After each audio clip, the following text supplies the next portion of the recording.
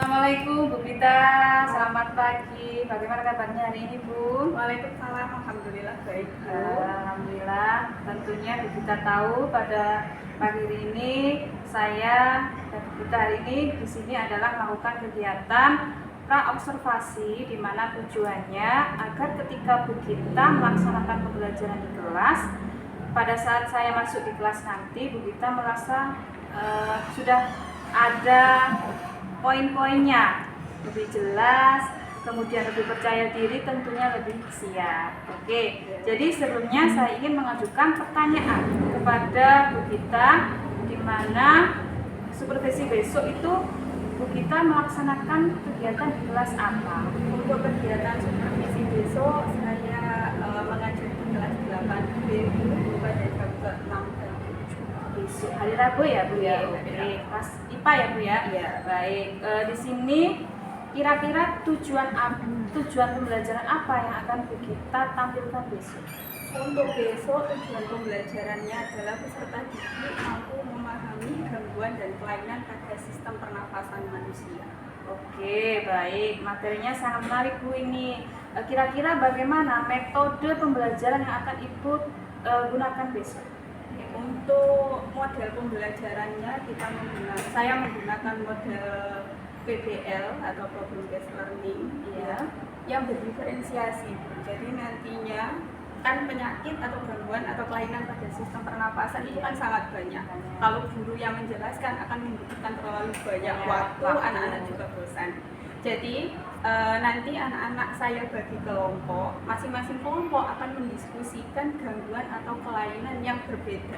Oh, yang berbeda. Ya, jadi anak-anak nanti diskusi, tiap-tiap ada tema dan topiknya gitu ya Bu? Masing-masing Oke. kelompok membahas penyakit atau kelainan pada sistem pernafasan yang berbeda.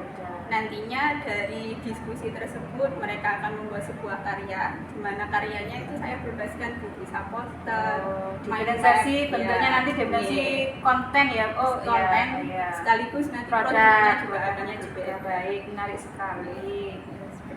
Nanti Bu Gita juga saya akan berikan instrumen penilaian tentang supervisi nanti, sehingga Bu Gita nanti apa-apa saja yang disiapkan itu sudah terpenuhi. Jadi besok ketika saya masuk ke kelas kita sudah lebih siap dan anak-anak pun juga sudah terkondisi dengan baik.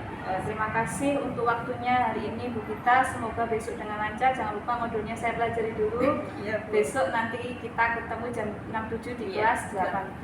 Terima kasih Iya, Bu terima Gita atas kasih, waktunya. Bu. Oke, Assalamualaikum. Waalaikumsalam. Oke, assalamualaikum warahmatullahi wabarakatuh. Waalaikumsalam warahmatullahi wabarakatuh. Selamat pagi semua. Pagi. Gimana nih kabarnya? Sehat semua? Sehat. Ada yang sudah ngantuk tadi? Ada ya? Ya. Tadi sudah sarapan semua? Sudah. Ada yang sudah sarapan 2 kali? Ada. Oke, hari ini ada di kamar apa? Ada. Siapa? Dimas sama Adi. Dimas sama Adi. Dimas kenapa? Sakit. Sakit, Adi? Sakit. Oke, untuk teman-teman yang sakit kita doakan supaya mereka berdua cepat sembuh sehingga besok dia bisa kembali lagi ke sekolah belajar bareng sama kita. Amin. Oke, bisa lihat semua di bawah di Bisa. layar. Oke. Ada gambar apa ini? Anak sekolah telat datang ke sekolah. Ayo aku nih, siapa yang kalau datang ke sekolah mepet-mepet jam masuk? Oke, kalau kalian datang ke sekolah mepet-mepet jam masuk, pasti kalian gak jalan, tapi lari. Terus sadar nggak ketika kalian lari, kalau saya lari nih ngos-ngosan udah di aba-aba sama Kak Satpam, ayo habis ini masuk, ayo wis gitu kan? Ya. Terus setelah sampai di kelas, kalian kan sadar kalau ketika kalian lari, nafas kalian itu jadi terenang, iya jadi ngap. Terus kalau kalian pegang dada kalian, detak jantungnya atau bubarannya itu jadi lebih kencang. Kira-kira kenapa? Oke, karena ada hormon adrenal, kalian takut terlambat ya hormon adrenal itu menstimulasi jantung untuk berdetak lebih cepat. Sekarang bagaimana kaitannya dengan sistem pernapasan? Kenapa sih jantung itu harus berdetak lebih cepat ketika sampai lari? Itu sudah kita bahas di pertemuan sebelumnya. Oke, ketika sampai lari, tubuh kalian butuh lebih banyak energi. Oke, tubuh kalian butuh lebih banyak oksigen. Karena tubuh kalian butuh lebih banyak oksigen, maka tubuh kalian memerintah kalian untuk bernapas dengan lebih cepat. Makanya ketika sampean lari terlambat, buru-buru masuk ke kelas, jantung kalian berdetak lebih cepat, nafas kalian jadi terengah-engah. Kalau nafas terengah-engah artinya nafasnya pendek dan lebih cepat. Oke. Nah, ini sudah kita bahas juga di pertemuan sebelumnya. Sistem organ pernafasan itu terdiri dari beberapa organ yang saling berkaitan. Oke. Masing-masing organ memiliki fungsi dan peran tertentu. Oke. Ada yang masih ingat gambar ini? Ada yang masih ingat bagian-bagiannya? Oke. Nomor 1 itu bagian apa? Oke, nah nomor 1 itu bagian rongga hidung. Kemudian kalau nomor 3,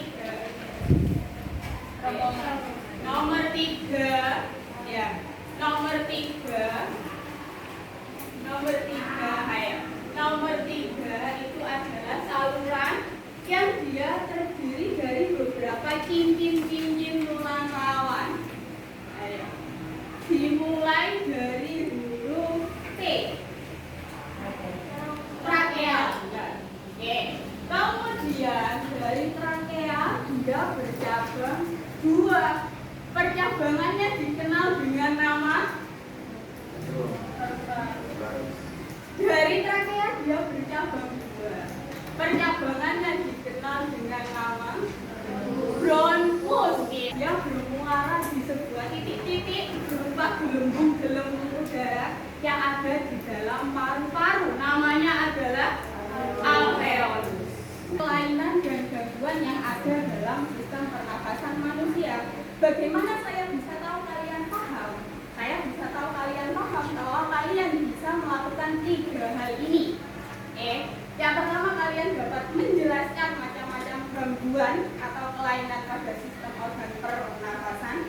Kemudian menyebutkan gejalanya, menjelaskan gejala dari masing-masing gangguan atau kelainan tersebut. Kemudian kalian menyajikannya dalam bentuk poster atau video terkait salah satu gangguan dari sistem organ pernapasan tersebut. Nah, ini ada berita. Jadi kemarin ketika saya meriset, ketika saya mempelajari materi ini lagi, saya menemukan sebuah berita bahwa merokok itu menjadi salah satu penyebab utama penyakit paru kronis. Bisa kita lihat, bisa kalian baca bahwa penyakit ini menyebabkan kurang lebih 3 juta orang meninggal setiap tahunnya. Jadi merokok menyebabkan penyakit paru, yang mana penyakit ini membunuh paling tidak ada 3 juta orang setiap tahunnya. 3 juta itu bukan angka yang sedikit, 3 juta itu angka yang banyak. 3 juta orang meninggal karena penyakit ini yang disebabkan oleh kebiasaan merokok.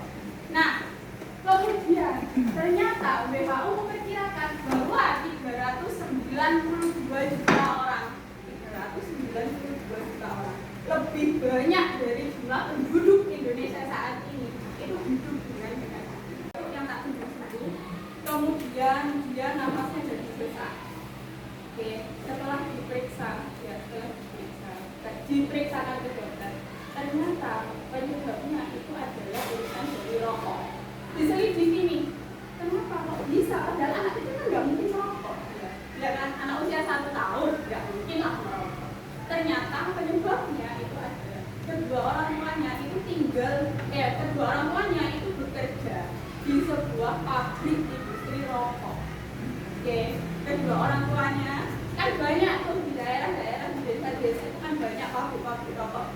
rumahan skala kecil gitu kan. Kerja di situ, setiap selesai bekerja, ya setiap selesai bekerja, namanya orang tua ketemu anaknya pasti langsung digendong. Gak pakai ganti baju dulu, gak pakai bersih-bersih dulu. Itu dampaknya ke anaknya bisa sakit sampai masuk ke rumah sakit. Oh, kamu beberapa hari. Bayangkan, renungkan kalau tadi ada yang gak ngaku, kalian renungkan. Itu tadi ada orang yang anak yang gak ngerokok, tapi hanya terpapar beberapa iritan atau beberapa polutan dari rokoknya. Sekarang kalian renungkan bagaimana kalau kalian sendiri yang ngerokok. Oke, silakan direnungkan. Kalau tadi nggak ngaku nggak masalah. Silakan direnungkan sendiri. Oke, hari ini untuk semakin mengenal lebih banyak gangguan atau kelainan yang ada dalam sistem pernapasan, kita akan melakukan kegiatan secara berkelompok. Oke, akan ada 6 kelompok.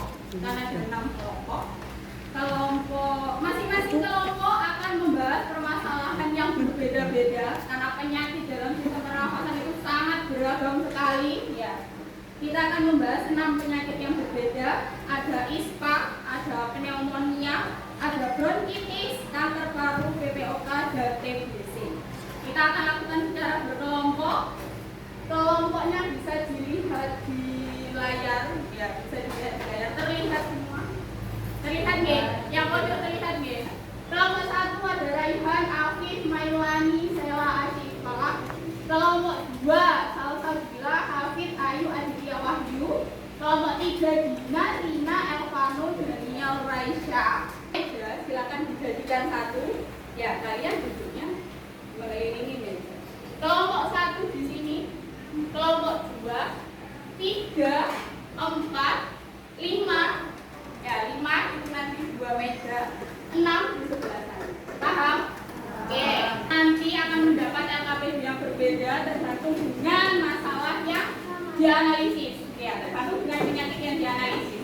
Di bagian atas ya ada identitas. Silakan kalian isi nama, garis miring, nomor absen. Oke, nama anggota kelompok, garis miring, nomor absen. Kemudian kelas kalian isi berapa?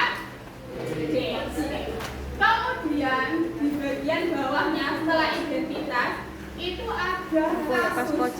Ya, kasusnya itu masing-masing kelompok berbeda karena penyakitnya berbeda, otomatis ilustrasi ceritanya juga berbeda. Silakan kalian baca, ya silakan kalian baca dengan kelompok kalian. Bisa dibaca dengan keras biar semua temannya bisa mendengarkan. Ya. Setelah itu di bagian merumuskan pertanyaan, kalian rumuskan satu pertanyaan. Yang setelah sampean baca kasus itu, sampean jadi kepikiran pertanyaan. Ya, jadi pastinya pertanyaannya itu adalah sesuatu yang jawabannya tidak ada di bacaan. Oke, karena kalian baru kepikiran pertanyaan itu setelah selesai membaca. Oke, kemudian di bagian mengumpulkan data itu ada 5 pertanyaan. Ya. Masing-masing kelompok sudah pasti pertanyaannya berbeda. Ya. Silahkan kalian jawab dengan menggunakan literatur yang ada di Google ya maupun di buku paket. Kemudian setelah itu di bagian menyajikan hasil karya. Di situ tertulis bahwa kalian diharuskan untuk membuat sebuah poster digital.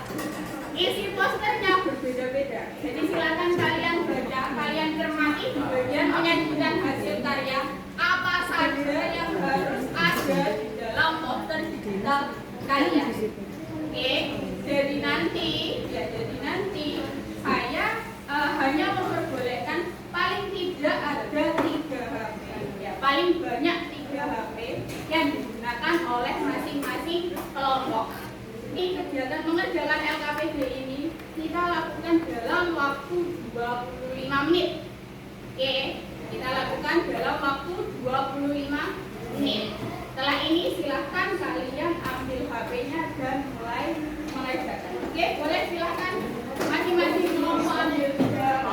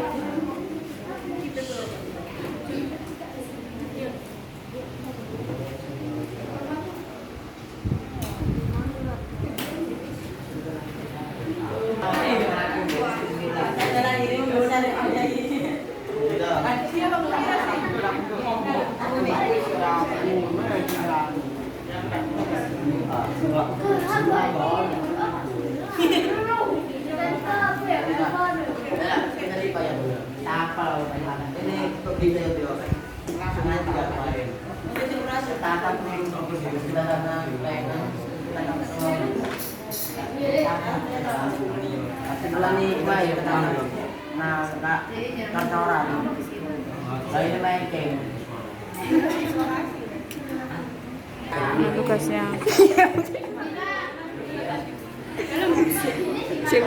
Cebu. Ini bu. Nggak bisa.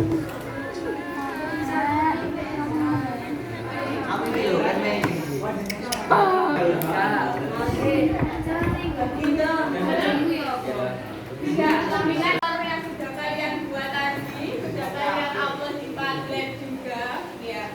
Semua kelompok bisa melihat poster ini. Ya, ketika kalian buka Padlet, kalian bisa lihat hasil pekerjaan teman kalian. Oke, meskipun kalian tidak mau keluar dari tentang brokin, itu BPO dan sebagainya, kalian bisa membaca, bisa mengenali gejala, penyebab dan cara pengobatan dari beberapa penyakit yang dibahas oleh kelompok lain. Poli, Sabrina, Dimas, sama Mafi, semua anggota kelompoknya maju.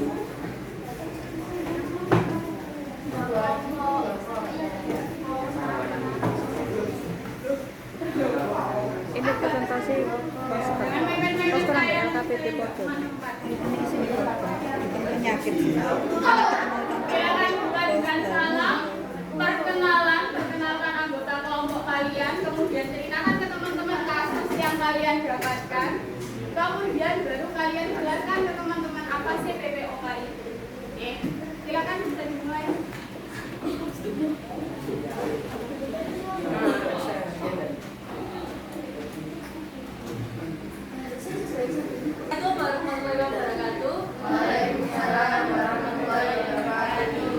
Kami dari kelompok 5L mempresentasikan hasil tugas kami yaitu tentang PPOK atau penyakit paru obstruktif kronis.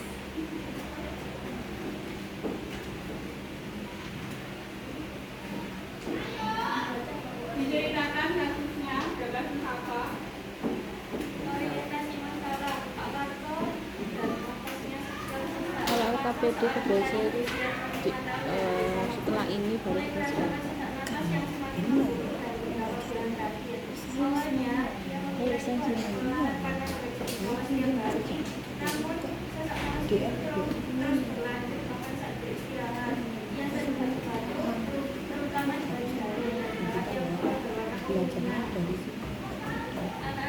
Materinya di akhir. Prosesnya belum mati. Ipan. Mari mati kau. Itu penyakit. Tapi ini penyakit semua. Iya, tapi kan itu LKPD ini tiap kelompok ada.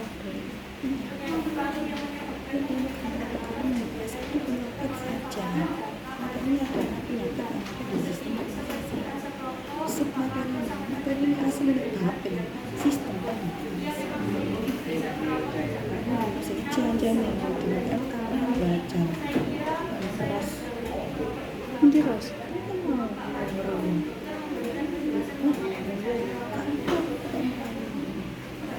Untung harus syuting. Karena sekarang apa?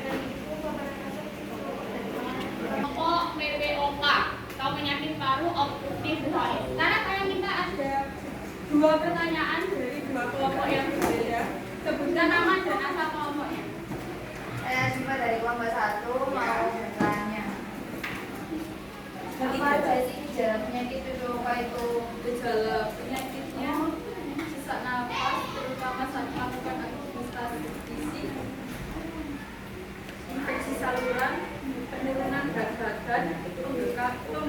menggunakan pedal kaki atau kaki bukan.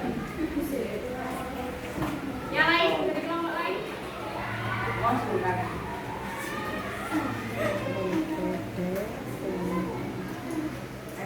Ayo.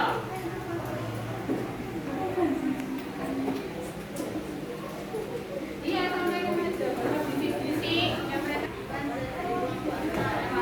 Oke, silakan pertanyaannya.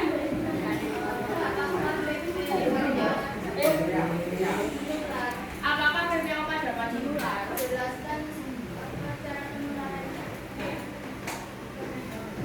Apakah PPOK itu bisa menular? Tidak bisa. Tidak. Ada lagi nggak? Terus yang dicita. Nanti. Oke, silakan. Berkembang pertanyaannya. Nah, ini salah satu gelas dari kelompok 2. Itu. Apakah PPOK sama dengan asma? Menantang kok. Berbedanya karena PPOK. Ini bisa menantang. Kalau asma kan Ini menantang. bisa aja dari keberatan. Sana berarti karya arek sih.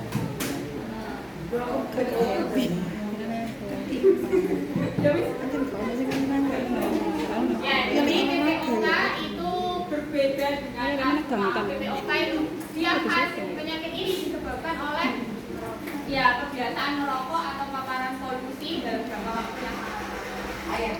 Oke, Daniel. Dari kelompok berapa kamu? 3. Kelompok 3. Kak, pertanyaannya. Gimana cara untuk tidak terkena penyakit PPOK? Gimana cara agar kita bisa terhindar dari merokok? Tidak merokok dan menghindari asap rokok. Tidak merokok, menghindari asap rokok. Jelas, Daniel? Jelas. Oke. Kita beri tepuk tangan untuk kelompok 5.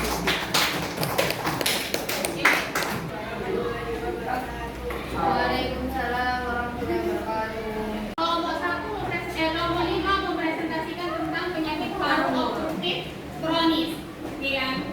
PPOK itu adalah sebuah penyakit paru-paru. Jadi yang diserang itu adalah paru-parunya. Yang mana dia menyebabkan kesulitan bernafas. Ya, karena paru-parunya bermasalah, dia menyebabkan kesulitan bernafas dalam jangka panjang.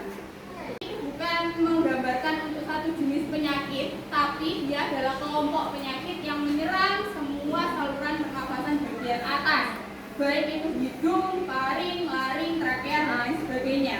Gejalanya itu bervariasi, tergantung dengan jenis infeksinya.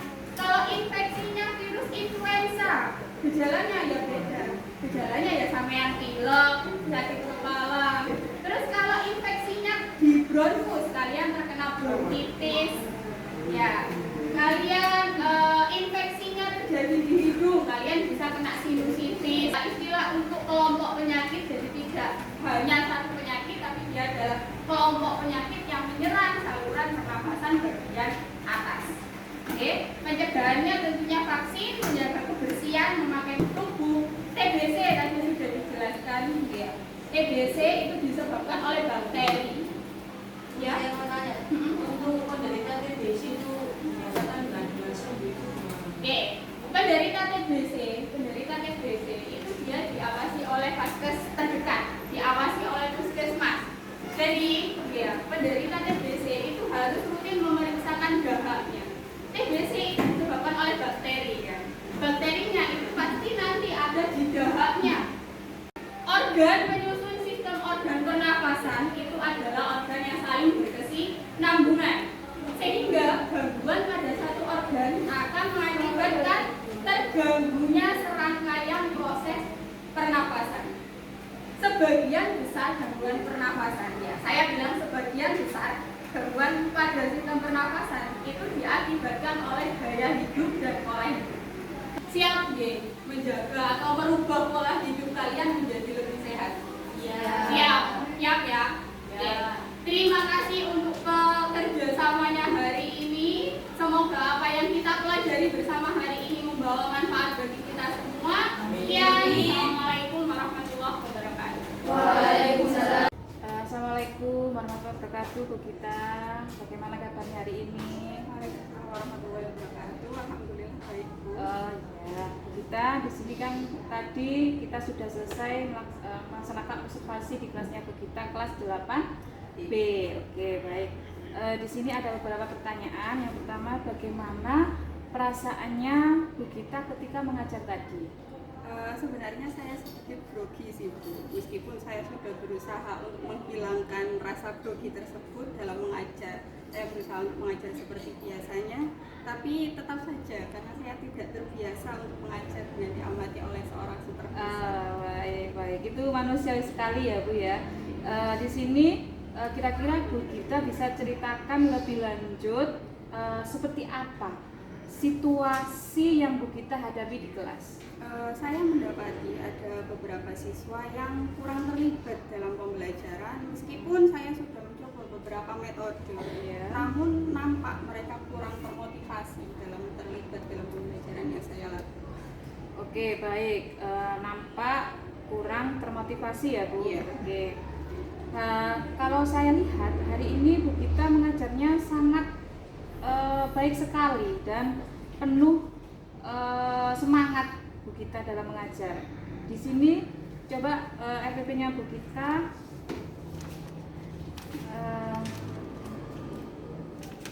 Bentar ya Bu. Oke. Ketika saya melihat RPP-nya Bu Gita pada pertemuan awal, di situ setelah saya menganalisisnya, Ibu buat itu ternyata bagus sekali di sini. Dilihat dari tujuan pembelajarannya pun sudah terwujud dalam pengajaran. Tadi sudah saya lihat. Kemudian Bu Gita sudah melaksanakan semua dengan baik pembelajaran hari ini. Bagaimana menurut Bu Gita? Saya sudah mengajar sesuai dengan modul ajar dan kemampuan yang saya miliki. Saya juga mencoba untuk berinteraksi dengan peserta didik dan menjelaskan dengan cara yang cukup baik, melakukan tanya jawab dan memperhatikan kondisi kelas. Saya rasa sudah cukup terlaksana dengan baik sesuai dengan modul ajar yang saya susun. Namun saya masih bingung. Saya masih bingung mengenai bagaimana keaktifan peserta didik di kelas saya.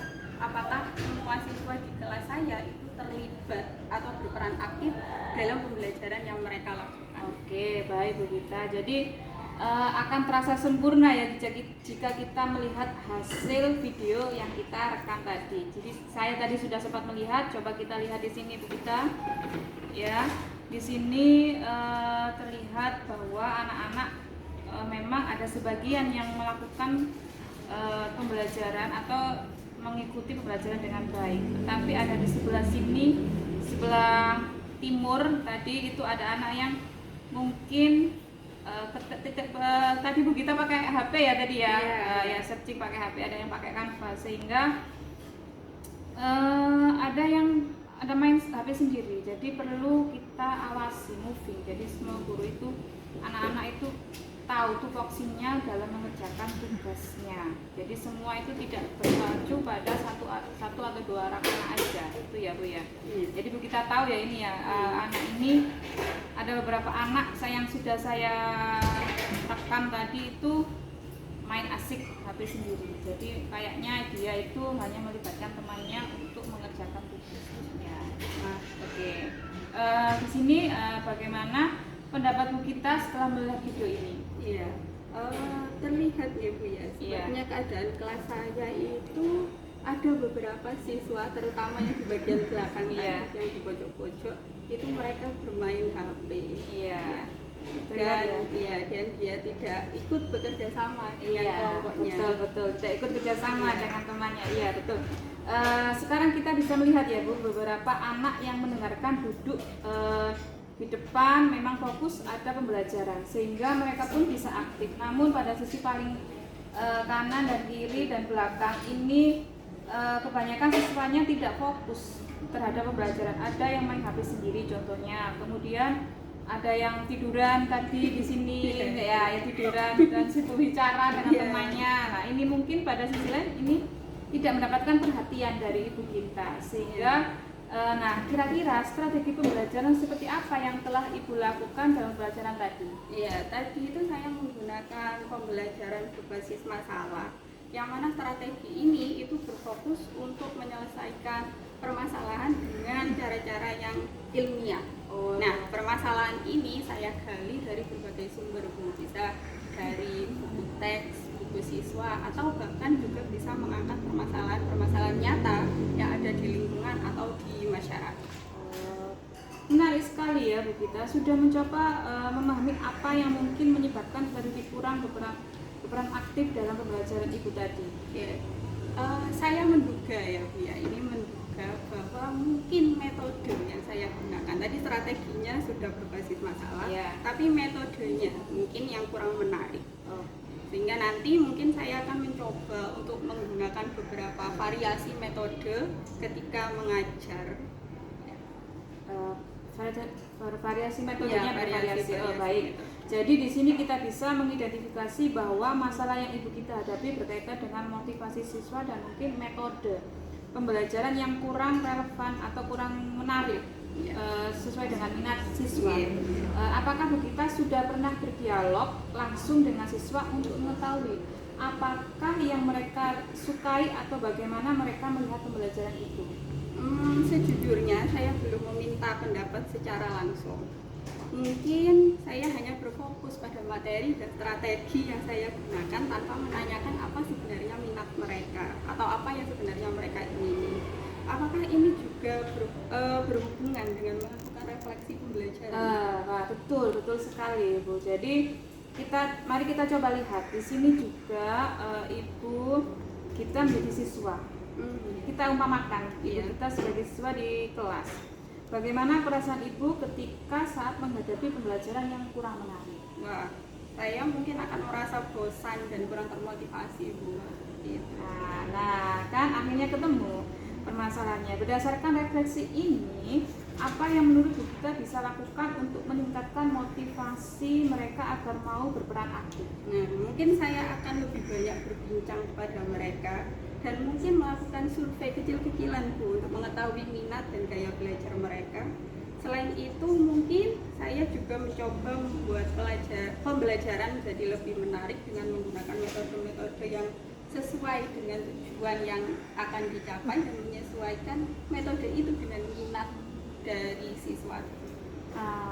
Itu bagus sekali ya Bu ya. Tentunya saya berharap ini akan menjadi refleksi untuk Bu kita ke depan.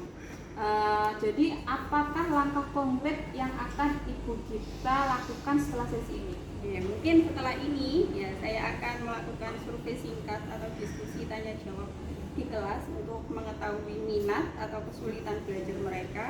Dan yang paling penting saya akan melakukan refleksi pembelajaran di setiap akhir sesi. Oke, jadi saya lihat memang Bu kita tadi refleksinya belum ada sehingga langsung disimpulkan terus kemudian ditutup. Oke, luar biasa sekali. Rencana yang sangat baik. Bagaimana Bu kita akan mengevaluasi apakah langkah-langkah ini akan berhasil? Mungkin saya akan memperhatikan dari perubahan perilaku mereka, apakah dia lebih terlihat dan terlibat dalam pembelajaran serta termotivasi. Juga saya akan meminta umpan balik dari peserta didik secara berkala untuk mengetahui apakah metode ini sudah sesuai dengan keinginan atau minat mereka. Luar biasa sekali pemikiran Bu kita ya. Saya sangat mengapresiasi kesadaran niat Bu kita ini untuk lebih memahami siswa. Pendekatan yang Ibu kita ambil untuk melibatkan mereka ini dalam proses pembelajaran bisa membuat perbedaan besar. Bu kita sudah mengambil langkah yang sangat positif. Jadi ini yang perlu kita butuhkan sehingga kita terus berevaluasi, merefleksikan apa yang kita lakukan sehingga anak-anak ini, sehingga guru ini akan melaksanakan pembelajaran yang berpihak kepada murid. Saya merasa sangat lega, Bu, telah mengetahui kelemahan saya selama mengajar sehingga saya dapat memperbaiki sesuai dengan saran yang telah Ibu berikan. Dengan ini saya sudah tidak kebingungan lagi. Tadi di awalnya saya bingung, Bu. Mudah-mudahan saran dan masukan yang telah Ibu berikan dapat saya laksanakan dengan baik agar pembelajaran yang saya lakukan dapat menjadi lebih baik. Oke, saya juga senang sekali bisa bekerjasama dengan Bu kita yang sangat memiliki rasa optimis seperti itu. Ibu pasti dapat mempertahankan semangat mengajar Ibu. Oke, untuk menjadi guru yang profesional saya siap untuk membantu Bu Gita. Terima kasih Bu atas bantuan dan sarannya. Saya akan mulai menerapkan saran tersebut untuk pembelajaran saya di pertemuan selanjutnya. Baiklah Bu. Mungkin sampai sini kegiatan pasca observasi kita hari ini. Jangan lupa kita terus melakukan belajar terus, dan tentunya ini akan menjadi perbaikan kita. Terima kasih atas waktunya Bu Gita.